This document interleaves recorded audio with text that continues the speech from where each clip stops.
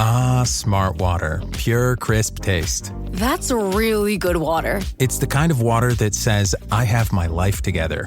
I do feel more sophisticated. Smart water. For those with a taste for taste. Grab yours today. They say to only bring what you can carry. So with the all-new 2025 Ford Expedition Tremor, bring a lot. Like 3 dirt bikes, a few tents, an entire crew ready to make memories. A panoramic 24-inch display, and the confidence to push your limits. The all-new 2025 Ford Expedition Tremor. Always consult the owner's manual before off-road driving. Know your terrain and trail difficulty and use appropriate safety gear. Max payload varies based on accessories and vehicle configuration. See label on door jamb for carrying capacity of a specific vehicle. Always properly secure cargo. The Judge Janine Pirro, Tunnel to Towers Foundation Sunday Morning Show. Entertaining and informative. On the Red Apple Podcast Network. Welcome back, everybody. Let's bring in our next VIP guest. He is the CEO of Stagwell Incorporated, was once the executive vice president of strategy over at Microsoft, and obviously past advisor to President Clinton and Hillary Clinton, and the author of Microtrends. It is Mark Penn joining the show right now. Mark, thanks so much for joining us on this Sunday. Great to talk to you. Absolutely. So, what do you see right now? And I know it's a long way out. It's August of 2025, November 2026.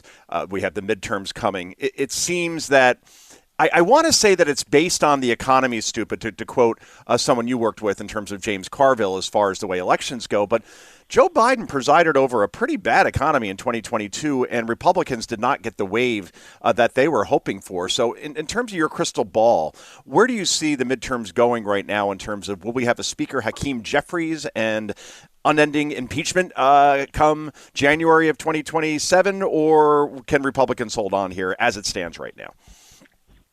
Well, I ran the midterms in '98, and we had a simple slogan: progress, not partisanship. And we defied all the odds and actually gained seats while we were being impeached at the time. So, the general course of midterms is a kind of a correction from the last presidential election, but everything revolves around kind of the actual facts on the ground. And so the actual facts on the ground is we know the president's hovering, basically keeping all of those people who voted for him. So he's hovering around 47% approval. We know that the Democrats as a party have collapsed, that they've got the lowest ratings in history. We know that people feel better about the country than they felt under Biden, but they're not back to happiness. We know that their attitude towards the economy is it's improved a bit, but they're not yet. They wouldn't say that it was back to the old Trump 45 economy in terms of the way they would assess it. We know that the Democrats seem to be holding on to their vote, even though their own voters don't like them, because when you run the congressional race, it comes out pretty close. So, amazing. Yeah, go ahead. So the conclusion of all that is we don't know.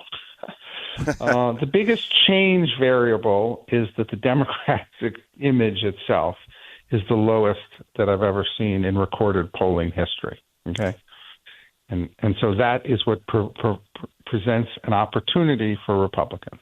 What do you think is driving that? I mean, I'm sure it's many things. For instance, the way Democratic-run cities are collapsing, where you have a Brandon Johnson in Chicago polling it. I saw an approval rating of 6%, maybe as high as like 14%. Karen Bass not doing too much better in Los Angeles. Obviously, we have the possibility of a Zohran Mamdani being mayor of New York, literally a Democratic anti-Semitic communist, and he's up by 20 points. I've seen in some polls over Andrew Cuomo and Eric Adams almost isn't even competing at this point. Curtis Sliwa, the Republican, maybe just not enough Republicans left in New York. So maybe that's one reason. Obviously, the Biden years were not good to Democrats, particularly when it comes to the cover-up or attempted cover-up around his cognitive decline. So what do you think the main driving factor is that Democrats are as unpopular as they are right now? Well, I think that they're associated with inflation, open borders, cultural wars that people never really agreed with, and as having moved way over to the left. I mean, they've let the Democratic Socialists, who aren't even Democrats, become the loudest voice of the party. And so consequently, there's still like a lot of people who don't like Republicans and don't like Trump and want to put some shackles on what the Trump administration is doing.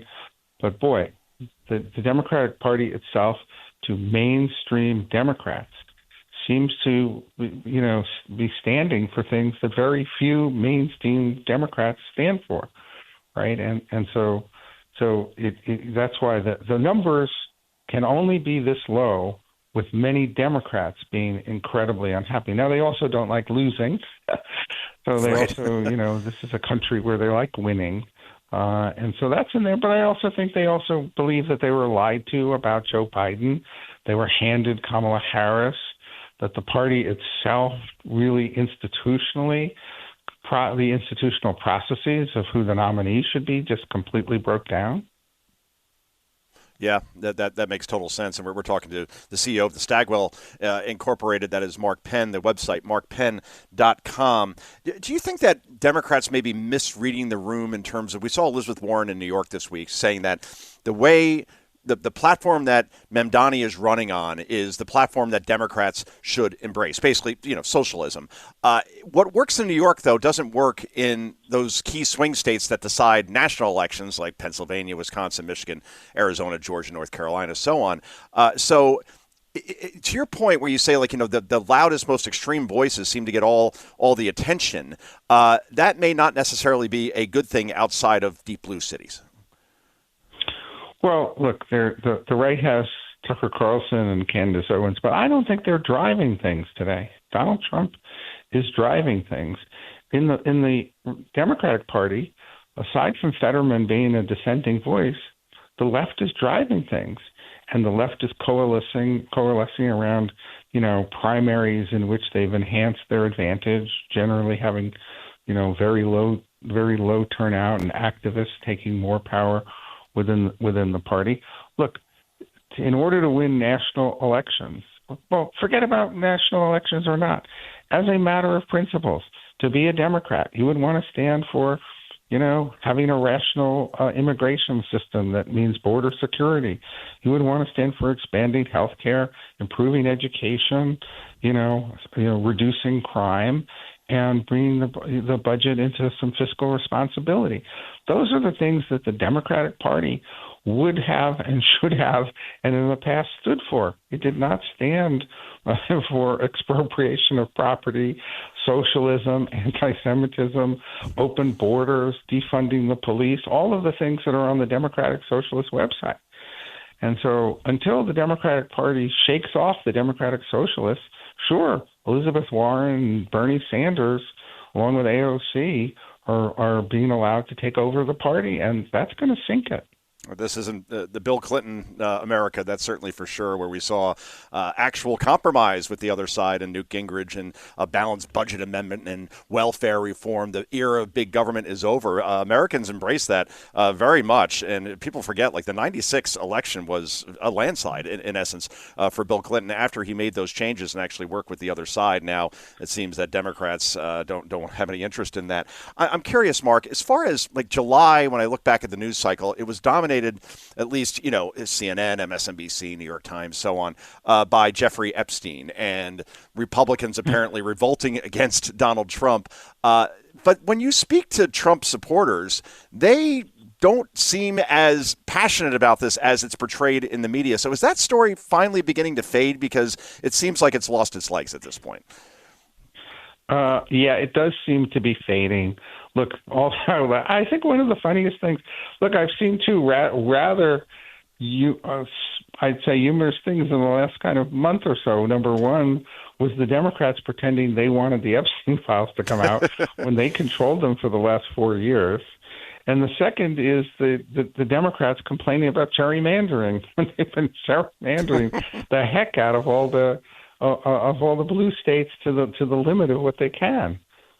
Yeah, that's what we're seeing. And I've seen you been very vocal about this on social media as far as the hypocrisy when we see Illinois, like literally the way it's drawn, where you have like this line that just jumps from area to area just to make sure that a Democrat is elected there. Obviously, California, Massachusetts, New York, also gerrymandered to death. Are we headed towards a situation where red states are going to gerrymander the heck out of their states, and we're going to see the same from Democrats, and it ends up being more or less a wash? Like that, it seems like we're going in that direction, like tit for tat.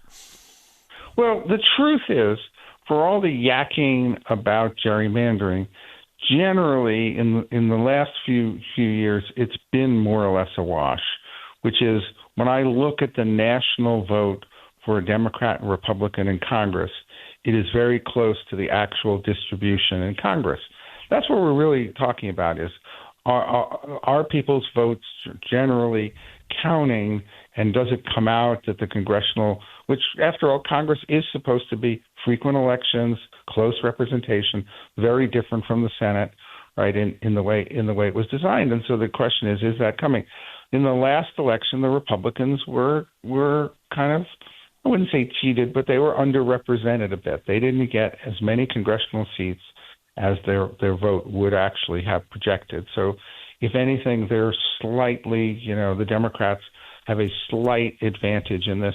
But, the whole problem is exaggerated in the sense that actually it comes out fairly close at the end of the day. A bigger issue is what happened with the census, which is that they did this thing with the census where they said, oh, yeah, never mind, up too late, we did the official counts, so here are some new counts.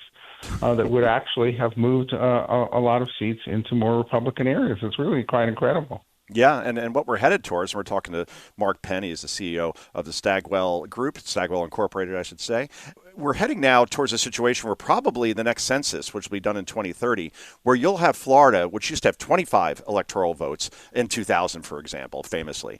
Now, that's looking like it's going to have 32. Texas is going to gain as well. Probably Georgia and Tennessee as well will gain electoral seats, while California, New York, and Illinois, because they're losing population, probably will lose electoral votes. We could be seeing a situation now, Mark, where a Republican running for president could lose Pennsylvania, Michigan, and Wisconsin, and it might not matter because red states are getting more electoral votes. Well, and that's where those people who are here illegally come into play, and the blue states are counting on counting those folks. That's where you saw Trump lay down a kind of a gauntlet here, saying, oh, well, let's do the census with citizens. But the Supreme Court has already ruled that the Constitution distributes the seats not by voters, but by people. So, of course, when you shut down the border, you're also shutting down kind of the source that I think these states were seen as a likely slowdown in representation. Of course, Texas, before they were more distributed around the country, Texas would have then been actually getting more and more seats. So each one of these things is really quite interconnected. And look, the census count, I think, from where the Republicans should have gotten seats to where they presumably will get, the higher the taxes, the fewer the people want to live there. That's pretty clear, is going to come out and be reflected in the next census. MarkPenn.com is the website. And finally, Mark, your journey has been quite remarkable when you look at, you were the guy for Bill Clinton in terms of letting him know what the pulse of the people was. Obviously, you advised Hillary Clinton as well. Would you consider going back into political strategy for a candidate, or kind of happy what you're doing as far as polling on TV a ton, writing books, just where you've been and where you are now? What's next for Mark Penn? Look, I enjoy. We do the Harvard Caps Harris poll, which you've come on as the presentation. We've done it every month for the last 7 years. We're going to keep doing it. And I'm happy to brief. I brief Democrats, Republicans, leaders of all types with what public opinion really is.